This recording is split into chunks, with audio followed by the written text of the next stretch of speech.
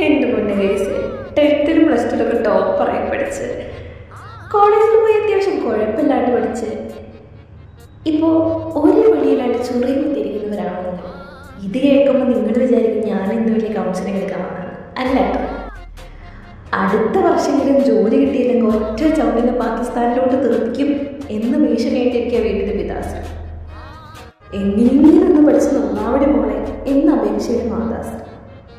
നീ നന്നായിട്ട് വേണം നിന്നെ ഒട്ടി ജീവിക്കാൻ എന്ന് പറഞ്ഞ എനിക്ക് ഭീഷണി പിന്നെ പണ്ടേ ഇവിടെ ഏൽക്കാത്തോണ്ട് ഭീഷണിയോ എന്നോട് എന്ന് പറഞ്ഞ രജനീകാന്ത് സ്റ്റൈലിൽ ഞെളിഞ്ഞിരുന്ന് ഫോൺ നോക്കലാണ് ഇപ്പോഴത്തെ പരിപാടി.